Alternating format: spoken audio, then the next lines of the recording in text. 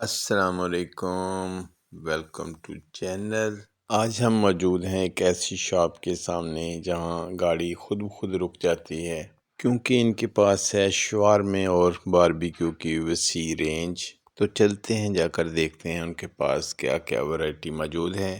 آج یہاں پر ویکینڈ ہے اور یہاں پہ پاکستان جیسا ماحول لگ رہا ہے، چاروں طرف لوگ آ جا رہے ہیں اور آنے والی چھٹی کے بارے میں بہت پرجوش ہیں۔ چاروں طرف دیکھ سکتے ہیں لوگ آ جا رہے ہیں، ورنہ عام دنوں میں یہ سڑکیں ویران ہوتی ہیں۔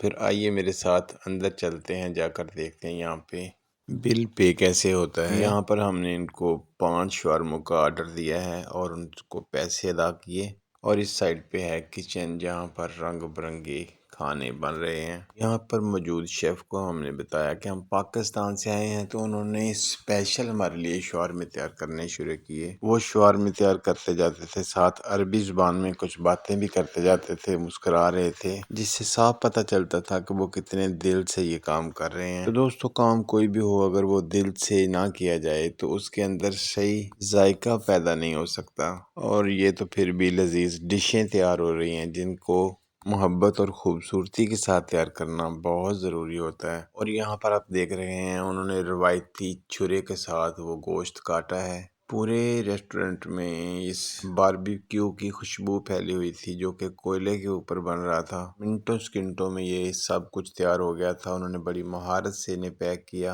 اور لفافوں میں ڈال کر ہمارے حوالے کر دیا۔ اور یہ دیکھیے کتنی مہارت اور خوبصورتی سے انہوں نے یہ سب پیک کیا، اور منٹوں سیکنڈوں میں انہوں نے لفافے میں ڈال کر ہمارے ہاتھ میں پکڑا دیے۔ اور کیونکہ آج ہمارا چیٹ ڈے بھی ہے تو ہم نے ساتھ یہ لیا ہے لیمن سوڈا۔